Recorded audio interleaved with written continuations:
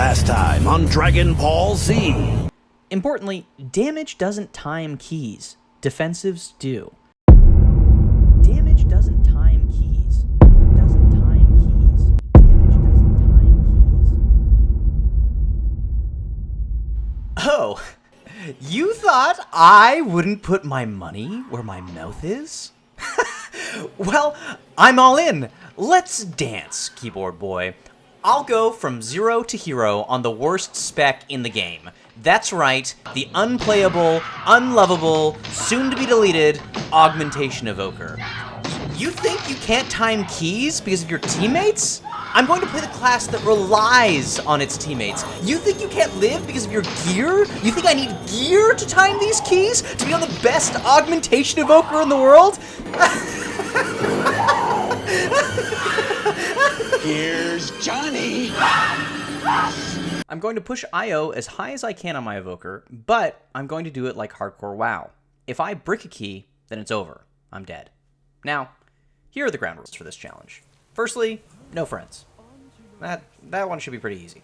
Secondly, PUGs only. I want the real LFG experience. I want to form every group through LFG, and, if I can get into any groups, to find them. Thirdly, no carries. Obviously, I want to make a point here that I, somebody that doesn't know how to play this spec at all, and is definitely going to not do any damage on it, is still going to be able to time these keys. Fourthly, that leads into no backseating. I'm not going to let Lizzie McGuire pilot my Evoker into the stratosphere.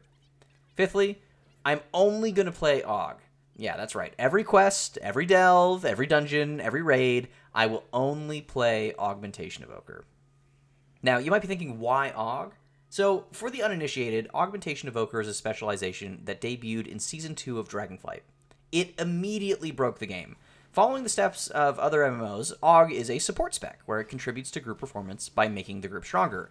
And Aug's debut was, at best, imperfect, and at worst, a complete disaster. During Season 2 of Dragonflight, Aug represented 2.7% of all DPS and Mythic plus Keystones. Season 3 was more of the same, at 2.6%, and then Season 4 of Dragonflight and Thor Within Season 1 were both steady at 2.1%. Because Aug's performance is always going to be a function of its team members, its performance was impacted by tuning other classes. A group could always pair the two strongest DPS classes with Aug, and as a result, Aug would be strong too. Additionally, Aug buffed healers and tanks, and that facilitated unique strategies and routes that no other team could even attempt. For the highest keys, bringing an Augmentation Evoker felt as mandatory as bringing a healer or a tank. After prolonged community outcry, Blizzard brought out the nerf pad. They drastically reduced Aug's damage contribution, and they changed Ebb and Might, its key buff, so that it no longer buffed tanks or healers. To impress upon you how big these nerfs were, I defer to Wormrest Temple, the Evoker class Discord. The question on everyone's mind is pinned to the very top of the 11.1 FAQ. How fucked are we? To which the big brains over at the Dragon Temple have a concise answer. Yes. They calculate that the nerfs would result in Aug doing 17.5% less damage than any other class in single target, 14% less on 5 target, and 22.7% less in 8 target AoE.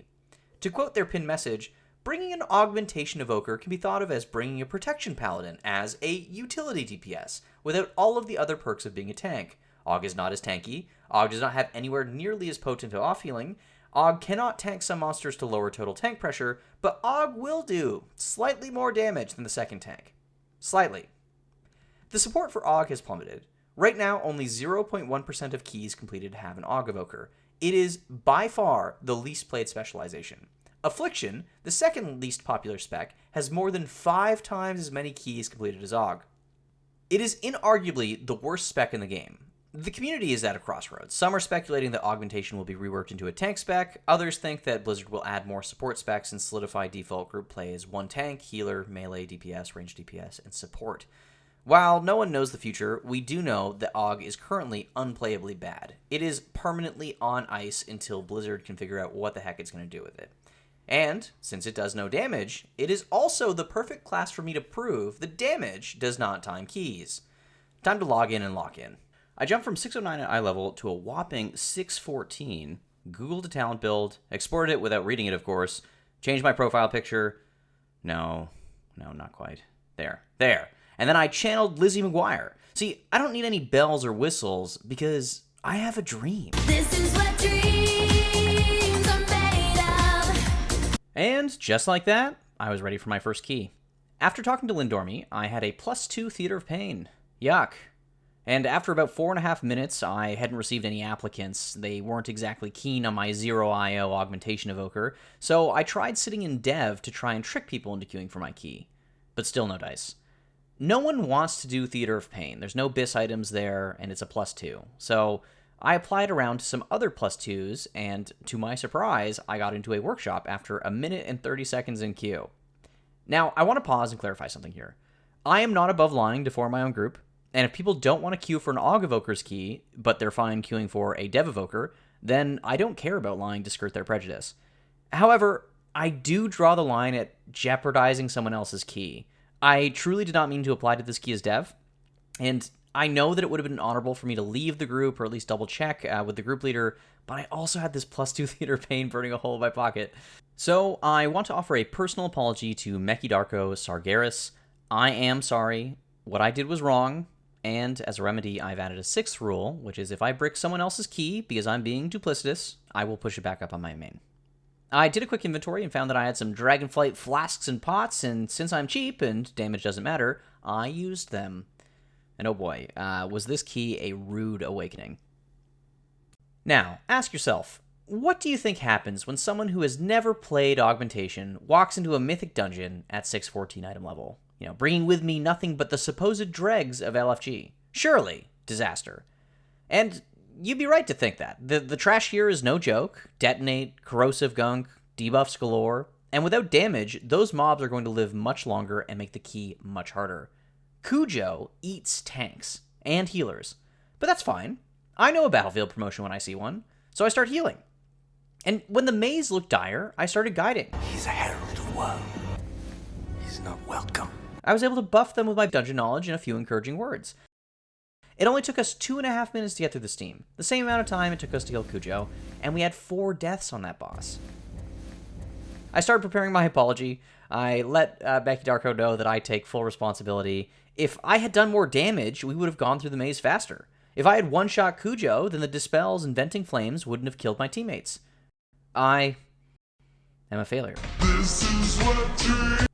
On the last boss, Mekidarko went down due to some outrageous beam terrorism. Oh, he must have died sometime in the night. Seriously, if you have the beam, stand still. You know, you dodge the orbs by moving along the beam's path. But I couldn't let the team down. I couldn't let Mekidarko down. So I started healing, buying us just enough time to get him back up, and we timed the key with 1.5 minutes left. Oh, wait, did I say that this was a rude awakening? Yeah. For you, because damage doesn't time keys. We didn't need damage to time this key. It's a +2. Now, I know what you're thinking. It's a +2. Let's see you do harder. To which I say, game on. I do have to admit, though, in the warm afterglow of this timed key, my first ever key is Aug this season, I did forget to reroll my Theater of Pain. So I queued again. Hoping now that I didn't have absolutely 0 IO, I might actually get some applicants. This took forever. I tried hiding as dev, I tried changing my role to healer, anything to get these cowards to apply to my +2 Theater of Pain, and after 8 minutes, I finally filled the group. Group structure be damned. I took whoever showed up and seemed to have a pulse. And you know, I learned a valuable lesson here. You know what happens when you just take anybody to your +2? You time it! Because +2s are jokes! We two-chested it, and I moved on to bigger and better things. I was at a pretty serious gear disadvantage, so I figured it was time to pick up some of that free delve gear. I wanted the max delve rewards, and so I queued for tier 8 delves. I mean, the game has designed and balanced tier 8 delves around having 639 item level. Sure, I'm playing the worst spec in the game and only have 1 buff target, but come on, how hard could it be? Really? I tried Tank Brand, but the nerfs made him impossible for me to keep up. I tried setting him as DPS, but he couldn't really do any damage either. He was useless, so I swapped him to healer. This way, at the very least, he could drop health potions for me. Now came the hard part of the dungeon. Delve. Whatever. I needed to fight and defeat Maulspike, the final boss of the delve. If you're like me, and you've never noticed Maulspike's mechanics before, he does a pretty horrible bleed, and he summons ads that fear you. I tottered on a knife's edge this entire fight. I even used Bloodlust. I started holding my CDs for when the ads would spawn, and it was an insane clutch heal by Bran that actually got me through this. Bran, he never failed me. My beautiful, useless Bran. My passenger prince. My pocket healer. My duo. And after the hardest combat of my life, we did it. With Bran by my side, I could be unstoppable. And I got a champion track staff. Huge upgrade. I skyrocketed to 616 item level. Now I just needed more keys, so I did some world content, and since this was also during time walking, I also got a free heroic box that had a semi-charmed neck for this semi-charmed life. Now, the jump from a 2 to a 4 is significant. It's a different ballgame. Everything in the instance hits 23% harder, and there's now a Xalatath affix to deal with. And this is where I start to worry that I'm inflicting my hubris unto others. The hulking muscles put out a nasty dot on the tank, and having an Aug doing no damage means that the pack just lives too long. The dungeon can't be done. The ads from the IPA fight are just too beefy without 3 real DPS. I mean, there's nothing we can do, especially if one of those DPS die in the middle of the fight. And yet, somehow, we two-chested the key. See, it must have been luck. Damage times keys. Damage is what kills the mobs, and the dungeon's over when the mobs are dead. Damage times keys. It's obvious. You know, not a single word was typed during this dungeon, which of course meant that we were vibing. When we two-chested, I could tell that they appreciated my clever bait and switch. Moreover, they were impressed by my panache, my moxie, to play Aug at all. I offered up my +6 floodgate to my newfound friends, but they dared not break our brotherhood of silence. And they excommunicated me. The good news is that I got loot, and the new cloak brings me to 621. So I list up my 6 floodgate, and I start to fill the group. Like a good DPS, I summon my tank, except he notices that I'm Aug, and he immediately leaves. This is where I decide to start documenting the names of the non-believers. Of the people who drink the meta Kool-Aid, the people who think that they watched a tier list once and now that they've adopted someone else's opinion that they're right and you're wrong. Listen, you little wiseacre. I'm smart, you're dumb. I'm big, you're little. I'm right, you're wrong. And there's nothing you can do about it. Welcome to the Chokey. This is where I keep my grudges. I wipe your spit from my eyes, and I spit back. Now, 6s are pretty serious keys. If I can pull this off, then there's a chance I walk out of here with a piece of hero track loot. So I type out my peasant-like groveling for the end of the dungeon, and I copy it to my clipboard. And see, this is where my arrogance catches up to me. To assume that we complete, to assume that gear drops in Floodgate, which I think is a fantastic dungeon, but there's no denying that it's also a difficult one. Without enough damage, Big Mama enrages, making this dungeon literally impossible to complete with an Aug Evoker. And that's to say nothing about the trash. The Blood Warpers are extremely dangerous. A 621 eye-level character can't possibly survive that. It's just too much strain on the healer. And that's to say nothing of the Demolition duo, especially if your Aug Evoker lets one of the bombs blow up. This is what dreams. Bubbles is an absolute menace. Without skipping him, the dungeon isn't timeable. The healer only has so many cooldowns before Backwash annihilates the whole group. 6s are serious, and without damage, we stand no hope of timing this key. I mean, imagine if we even messed up the route and had to pick up more trash after the last boss. I mean, you just can't possibly two-chest in that kind of scenario, not without big damage. You need damage in that kind of scenario. You need big damage, and without damage, you're never going to time the key. I mean, the mobs just aren't going to die fast enough. Like, you need to have the damage. At the end of the dungeon, I forgot to use the message on my clipboard, and I asked the shaman if he wants the chest piece. He says yes, and just like that, I got 2-piece. Ah, sweet, sweet 2-piece. And that brings me to 623. I'm friggin' huge, dude. I've timed 4 keys at this point, so I'm feeling pretty good about myself. And then I get a Discord ping. What the? Apparently some dude already beat me to it. Oh, it'll be just like on The Simpsons. Huh? They did that on The Simpsons. I think it was the Mr. Burns character. He tried to block Springfield from the sun. Who you did? Oh, heck, I thought I was being original. So how do we build it? Well, I don't want to do it now. Not if they already did it on The Simpsons. I think it's something else. What's even the point? What's the point of anything? Why do I even bother? I go back to some of the old comments that started me down this path, and at first I don't feel anything. but I feel that old familiar fire. You know, people on the internet are wrong. They're fucking wrong. And I'm not going to take it anymore. So I get back on that horse, and I post my key. My new key is a 8 Dark Flame, so I post it, and I start sending out some invites.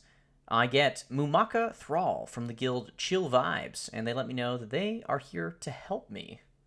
It must be divine providence. I'm a really small potatoes content creator, so it's not like he's here for my stream.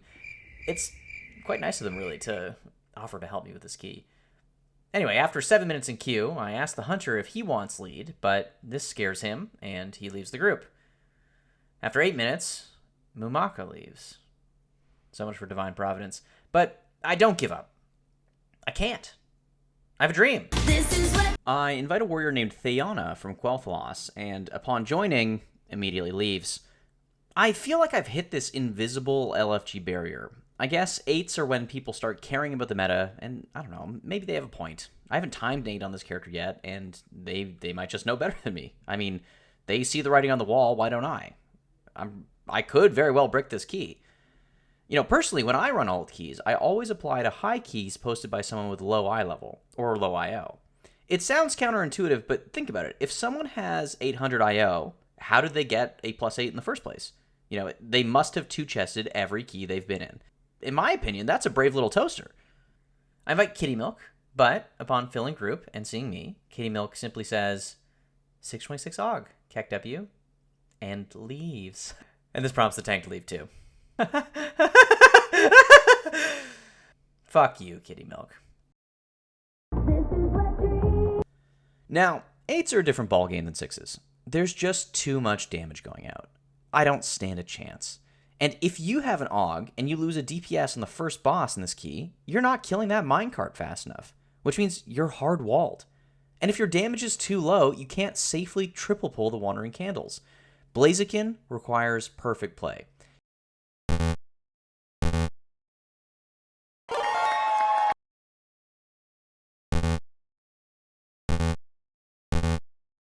Candle King also requires perfect play. And if you don't have perfect play and perfect damage, then the boss is just going to live too long. It isn't possible. The healer won't be able to keep up. See, it's damage that times keys. It's the only thing that matters. It's not defensives, it's not utility, it's not interrupts, it's only damage. Only damage.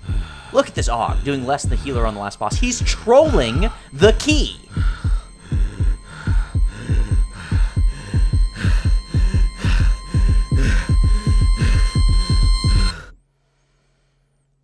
I list my 9 Rookery. See, 9s are tricky because no one wants to do them. So I try lying, as I do. I list the key as an 8. I change specs to Prez. No dice. No one wants to do 9s. And normally, I would just drop my key to an 8, and in this situation, 2-chest it. But I'm trying to prove a point here, and I didn't 2-chest that Dark Flame. So, after 20 minutes in queue, I finally get 2 DPS. I fly far away to the other side of Dornigal so that they can't inspect me and start doubting my gear. The last thing I need is another non-believer tattletale. And honestly, the hardest part of this key was filling it. After 31.5 minutes in queue, I put on my wig and my clown makeup, and swapped Aug, and slammed the key. See, this is my circus ride, and I am subjecting others to it. In this key, just like many of the previous ones, there was 1 DPS that pumped, and 2 DPS that did about the same damage. You'd think that there'd be a big difference between a 626 Aug and a 660 Frost Mage when you look at them in queue, but not in low keys. And I understand that this content is challenging for new players, and in fact I think it's important that they build their confidence up in 9s, because 10s are actually a pretty serious jump, but it's not really about damage, or even eye level. At this level, dungeon knowledge is much more important than any of those things.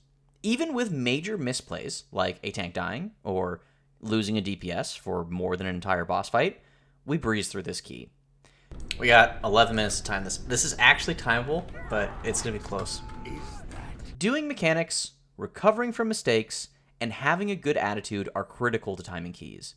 The truth is that 9s are just as hard as 8s, which are just as hard as 7s. Yes, I know, mathematically the numbers are incrementally larger, but the number of mechanics that one-shot you is still the same. excess damage and healing can cushion almost all other mistakes.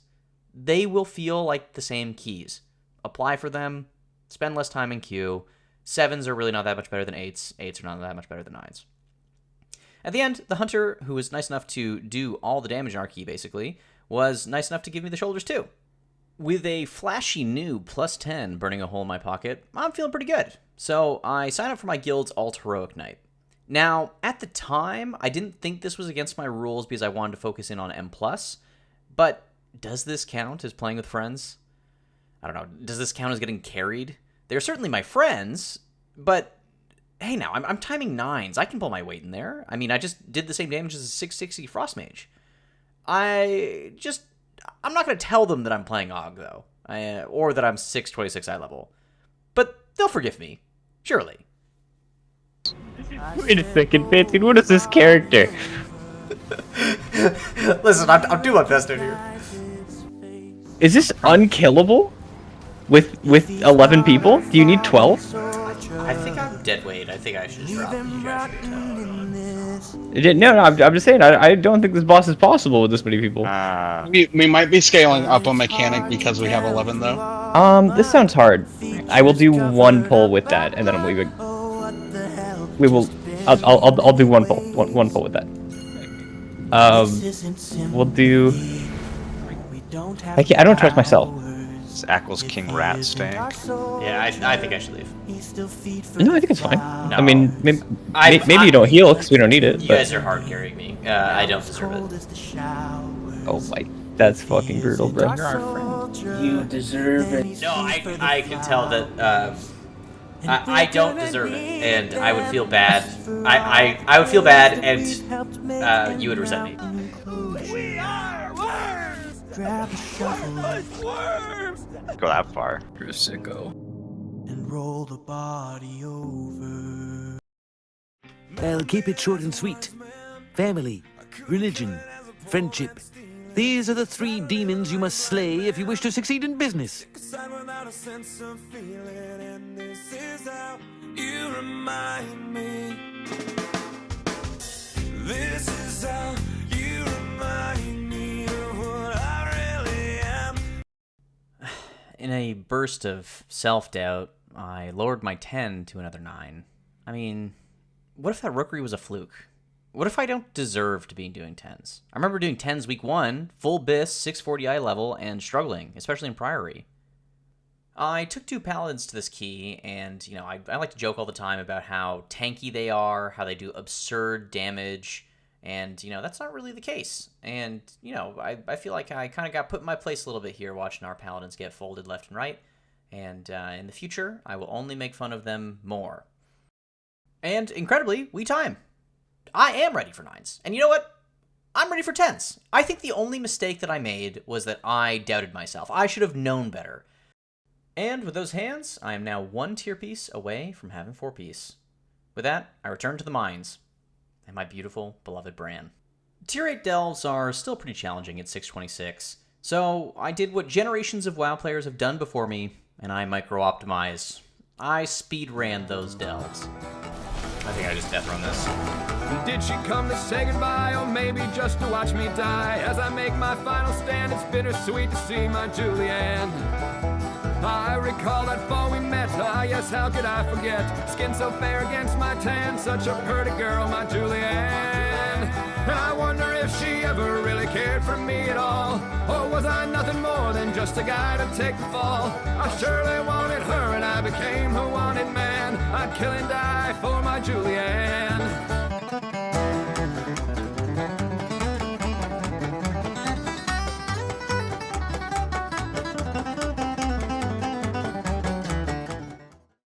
Since I still need 1 more tier piece, I figured this time I'm going to try to earn it. So I try to pug my way into a heroic run, and I actually got into a guild run hosted by the Woven Rose from Moonguard. Shout out to them for being kind and brave enough to take a chance on a lowly Aug. We very nearly wipe on Vexy, but the Woven Rose is a guild of heroes, and heroes always win.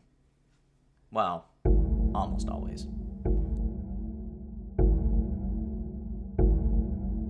Watch beams melee. Oh my god.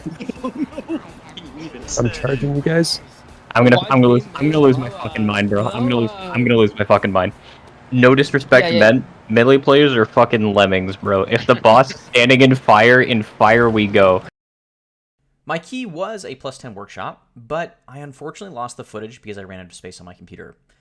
Workshop's pretty easy key, and everybody does 10s because they're vault anyway. So I think that it's safe to say that it's not too hard to time that. I now have an 11 Theater of Pain in my bags, though, so that should be more challenging. I also think that this 11 is truly the full circle moment for me. I started with a +2 Theater of Pain, and keys 10 and up are pretty difficult. They have both affixes, and this is, one level above the most tantalizing rewards, teleports and vault loot. It's safe to say that for many players, an 11 counts as a push key. My team will consist of players that are playing at the limit of their skill and experience, and more than that, so am I. I'm 640 eye level now. I'm in serious danger of dying to every mechanic. I think I can do it, but I'm scared, and I'm just going to try my best. It took me 9 minutes to fill the Theater of Pain, and the queue is extremely dry. Our group comp is generally bad, and I would not advise this comp. We have 2 PIs and no PI target.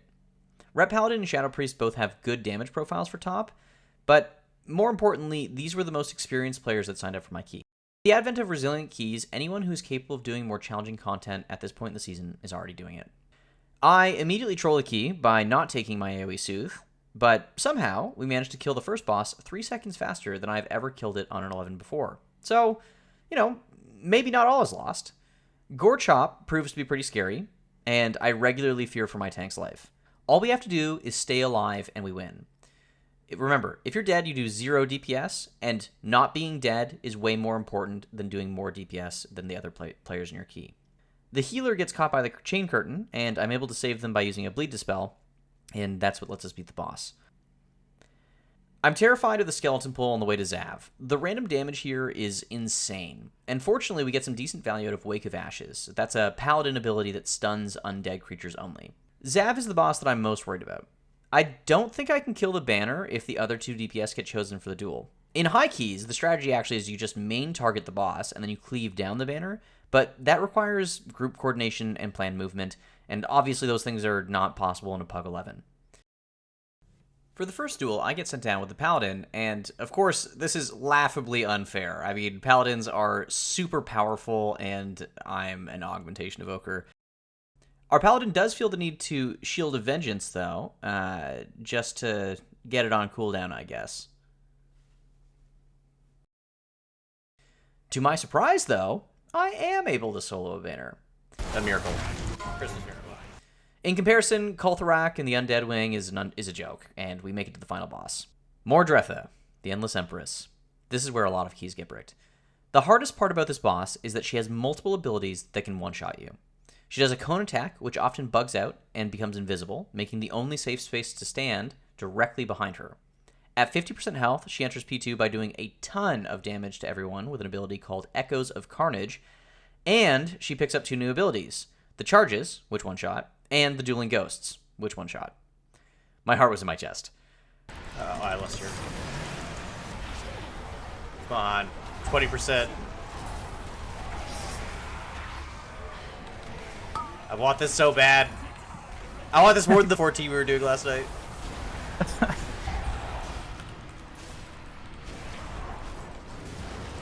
Frontal.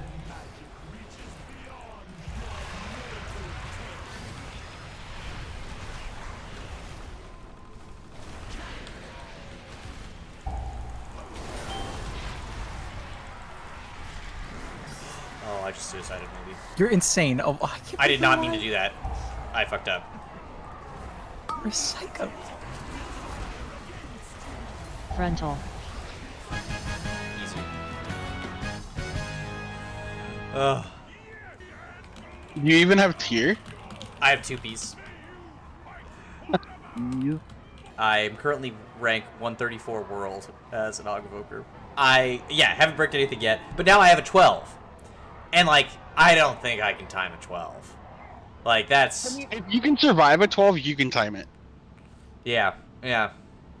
I just that's all it comes down to, is if you can survive it, you can time it. And how long have you been playing your Aug? About 2 days. You are unwell. About 2 days. That's not too bad. Can you craft the 629 boots? I don't have any sparks left. You got 610. No, you don't need sparks. You use crust. Weather crust. What?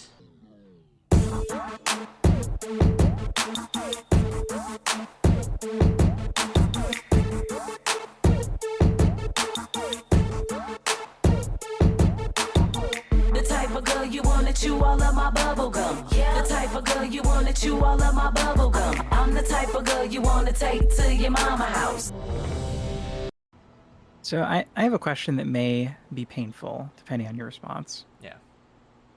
Why have you not pugged your delves?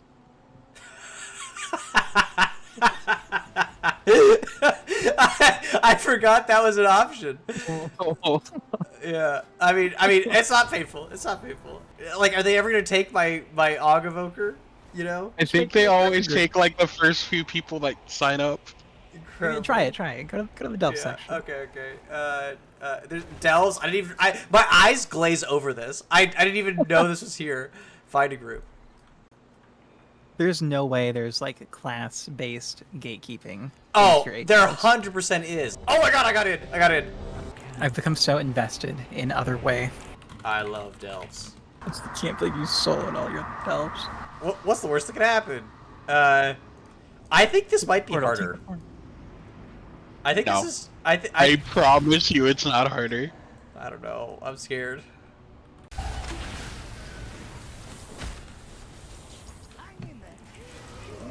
Fuck. Okay, we're down a member. We're about to be down another. Oh, thank God. We almost ran out of lives. 4-piece. Fuck. I got a mace. Fuck me to death. Oh, no. God. Oh. I crafted that slot. Now, I've had a lot of false starts, but truly, this time, this is the beating of my downfall. I wanted more stamina, but one taste of that sweet eye level and I was hooked. The last item that I desperately needed to replace was my 616 Spy Masters. I played with it all last year, and I refused to manage the stacks one more time. This whole time, I've just had it bound to Breath of Eons. I really wanted Signet of the Priory, but I knew there was no way I could pug a couple dozen runs as Aug, so I set my sights a little lower. The PvP trinket. For the low price of 700 Conquest, I could be in tip-top shape for my Cinderbrew. The easiest way to get a lot of Conquest is just to farm the war crates, but there's only one problem with that. My Evoker is Horde, and everyone who PvPs is Alliance. Because I mostly play Alliance, I legitimately thought that everyone could just click the free Conquest chest. So after I died, I ran back, and this is when a Ret Paladin tried to zug me down. Ready for this fight, Mike? I mean, your trainer advised you 4 days ready before the fight not to fight. Were you ready? No, but I'm obligated. And got to be a man and fight. I canceled too many fights in my career, and I wasn't afraid. I didn't want anybody to think I was afraid. But I was afraid, and I almost died inside of his Hodge. I tried to run away, and I'm mostly successful at this. I don't have any PvP gear, and versus Aug's worst stat, so I have as little of that as I can on my crafted gear. The 6-1 underdog. Are there any concerns on your part? I don't know anything about that. I don't know nothing about numbers. I just know what I can do. How about kill this mother? Okay. Since I detest Ret Paladins, I decide to try and win this impossible duel. You take into the ring a lot of rage. Does that work for you, or does it work against you at times? I'm so fucked. You know, who cares? We're in a fight anyway. What does it matter? Well, for example, rage against Vander Holyfield worked against you. Well, it. It's a fight, so whatever happens, happens. This is a mistake. I almost die again, but I see my paladin friend start to hearth out, and I don't think that I like that very much. You show your love and respect when you fight one another, because that's how we elevate our lifestyle. We take care of our fighters, our family, so we can't say, hey, I'm scared to fight anybody. And closely, we're both Muslim, big brothers. We owe each other to fight each other, to elevate our life. As I'm chipping away at his health, I start to realize something. I think that this scaredy cat is afraid of water. So, maybe I should try a little something.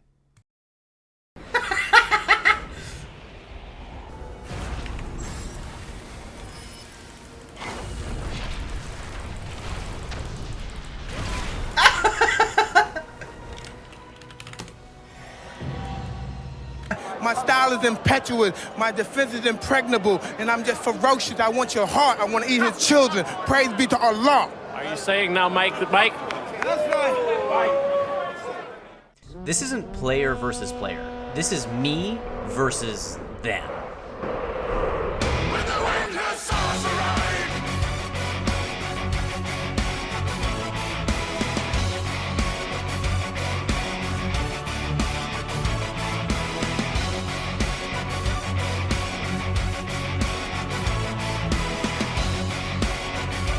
My strat for the crates started pretty simple. Fight on top of them and let the best faction win. But this wasn't very successful. Even when I played well, I still didn't stand a chance against multiple geared opponents. So, I got crafty. In Hollowfall, the airdrop always spawns in the northwest, and then flies to a predetermined dead drop location. If the crate is dropped along the north or west side of the map, then players in Hollowfell have less time to react. I camped on the Priory ramparts, and this gave me close access to the northern spawn at Priory and to the western spawn, which is a bridge. Additionally, since I'm high up, I can spend all of my vigor moving downwards. This buys me the precious extra seconds I need to secure the crate before the Alliance masses show up. Now, when I do beat them to a crate, securing that thing as a Horde player in World PvP feels like defusing a bomb.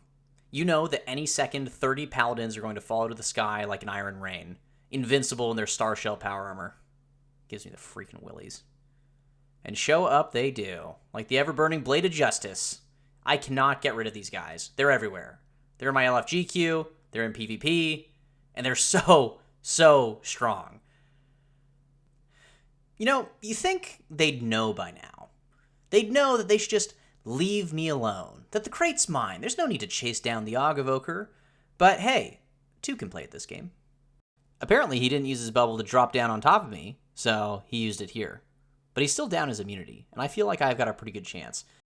Finally, a fair fight. Well, I don't know. I feel like if anything I have the advantage, so I go ahead and I take some extra fall damage just to make sure that things are really even.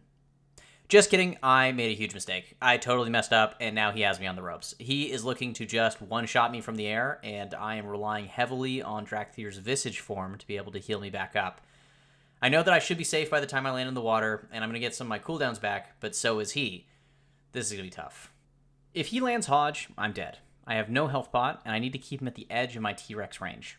I might be able to pull it off, but I need to focus. I cannot afford any distractions right now. Of course.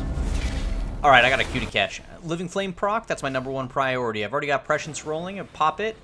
Ebb and Might, tip the scales, Fire Breath, Upheaval, into a Landslide. Gotta keep him where he is for these bombardment procs. I'm gonna send both. Oh, but Hover's dropping. This is his chance. He can get in close. He can Hodge me here. Misses it.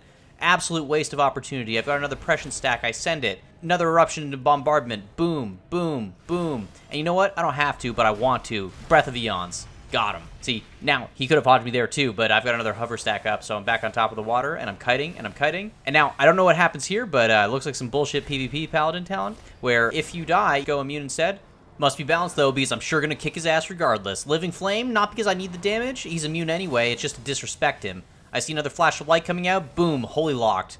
Ebb and Might, I don't have to. Just for fun. Fire Breath, Upheaval, double bombardment stacks. See ya. God, tastes like victory. Tastes like chicken. Even with my new strategy, this is far too slow. So, I did the PvP weekly quests too. Again, I don't do a lot of damage, so I focused on using the PvP talent Swoop Up to misposition enemy healers. They don't like this, and they usually use all of their defensives and movement to get away. So, I combo this with Chrono Loop, which pretty much guarantees me a kill. Without their healers, we melt the enemy. I broke my back. What do you mean by that? My back is broken. What, a vertebrae or what portion? Spinal. And, just like that, I'm at 800 Conquest, I'm fully kitted out, and I'm more than ready to tackle this Cinderbrew. I can do this. I've got enough stamina now, and you know what? Maybe even a little damage too. I start feeling for Cinderbrew. I'm not too picky about which tank or healer I take. Priests have extremely strong throughput, and Fortitude is one of the best M+ buffs. I also think that more stamina and pain suppression help offset Blood TK's greatest weakness, getting one shot. Because I'm playing Aug, and I don't do a lot of damage, I want to pick up a class that does funnel damage. That will improve our single target damage in big pulls. I think this is pretty high value in Cinderbrew because the careless hobgoblins are very tanky and they regularly spawn little ads that can be funneled off. I also want classes with good burst for the totems. In hindsight, I'm not using PI to full effect in this comp, but I wanted to take a Ret Paladin because of how overtuned and overpowered they are. They do huge damage, have incredible defensives, unparalleled off-healing, 20-yard range, and the world's simplest rotation, which makes it easy for them to dedicate half their brain power to mechanics. It only takes me 2 minutes and 20 seconds to fill the group. All of these players are on the cusp of 3k, and I'm feeling pretty confident. Now, notice what happens here. When swapping from Dev to Aug, my pre-saved gear set kicks in, and I re-equip my old gear. Yep, that means dropping back down to 644 item level. That PvP trinket that I worked so hard for? Not even equipped. Of course, I don't realize that until later in the dungeon, but it seems that my tricksy ways have finally caught up with me. I'm our first death. An errant flap takes me just within range of the circle, and as I panic backwards out of the range, I take a 4th stack of Swarming Surprise with no defensive up. And it seems that the Honey Volley also went through. That doesn't help. This one-shots me. I want to blame my lack of stamina, but the truth is that I have every defensive up, so this is just bad play on my part. I didn't realize that 4 stacks of Swarming Surprise and a Honey Volley cast would kill me. You kind of assume that the Honey Volley cast is going to get kicked, and you assume that Swarming Surprise is only going to tickle at 4 stacks and at 12. The DK and I send our kicks into the DH's Sigil of Misery, and we almost let a cast go through. But I used time skip to get my interrupt back, and I just managed to interrupt it on time. Where's the Ret kick? Mind your own goddamn business. For Bank Busby, I let my team know that I can solo the barrels, but they help out anyway, which is nice of them. We leave Bank's room at 1540, which means that our timer is looking good, but the IPA wing is the most dangerous part of the dungeon. Most groups go this way first for 2 reasons. Firstly, you want to lust IPA, and secondly, if you're going to break the key, it's going to happen to the trash in this hallway. Our healer gets hit by a hobgoblin charge and goes down. We are outrageously slow on the battle res. To make things worse, I butt pull another pack. Messy, but we recover. We almost let a totem go off, but we managed to kill it just in time. I'm starting to sweat here. We almost have all of the trash dead, and then disaster strikes. The Ret Paladin doesn't wait for the DK to engage with the next pack, and he pulls aggro. He has Bop and Divine Shield up, but he's dead before he even realizes it. After he dies, the DH is next on the aggro table, and then he goes down. We have 2 B-reses, and we need to send them both here, but instead, our DPS both release. Unfortunately, I cannot take out the totems on my own, and we full wipe. At this point, the key is super tight. If we want to time, we need to pull the Hobgoblin with IPA, but I don't know if I can live that, so I don't say anything, and I probably should have. I should have at least tried. The DH dies to Brew Drop aggro again, but we B-res him. Then I die to the last tick of Spouting Stout. See, this usually doesn't kill me, so I checked the overkill, which was 366k. I should have pressed a better defensive here than just Spirit Bloom, but I didn't think I needed to. The overkill is so tiny. This is when I realized that I'm wearing the wrong gear. A moment later, some poor tank positioning and movement causes the boss to pick up 2 ads, one shy in the group. We wipe again. The key's bricked. At long last, my watch has ended. I knew that this was going to be a really hard key, and it was, and there were 2 moments that define this key. The pull before IPA and IPA himself. It's easy to point fingers in this scenario. Most DPS would say that the tank bricked this key because he didn't hold Threat. They'd be wrong, though.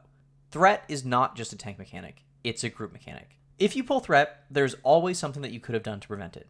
Unless there are significant rotational errors on behalf of the tank, the blame lies with the person that pulled. That's just as true for an off-tank in Raid as it is for a DPS in Mythic+. As for the boss positioning, I think that one's on me. If I had lived that Spouting Stout, I would have been up to CC those mobs or rescue the tank to an appropriate position. So, in short, it's my fault. It's a skill issue. And it's the Ret's fault, of course. It's always the Ret's fault. Why is it always the 2 of us? As a way to blow off steam, I effortlessly timed a 14 Cinderbrew PuG on my Ret Paladin. It's that easy. Then, I went and trolled the Paladin Discord. Now, I'm the last person to give Ret Paladins anything, but the Ret Paladin Discord was actually pretty funny in their responses, so I decided to include them. There was even one gentleman who figured out exactly what I was trying to do. However, he couldn't quite get the big words to fit right. While I have finally bricked a key, I actually intended to keep going till I surpassed all those who have done me wrong. However, yesterday, March 2nd, Blizzard announced Aug buffs, and I think it's important that I put the video out now before the 15% buff undercuts the challenge. More important than Aug buffs, there are Ret buffs in the same patch! Yep, this is real life. You know, Ret Paladin needs them. They really just deserve them. You know, their single target's just, like, mediocre. Like, they're middle of the pack. They're not on top or anything, and that means that they need to get buffed, right? Like, because if they're not the best at everything, then, like, you know, what's the point? Okay, fine. I'm cool. I'm fine. But, as I've hoped to prove here, damage doesn't matter. There's a mountain of utility, experience, and practice that stands between the best players and the worst players, and that has nothing to do with how the game is coded. You know what? Buff Divine Storm by 20%. Free your mind from the shackles of the meta and play the game in a way that brings you joy, even if that means playing Ret Paladin. Now, you're probably wondering about the abominable clickbait title and thumbnail. Well, I'm a small-time con man, and even smaller-time content creator.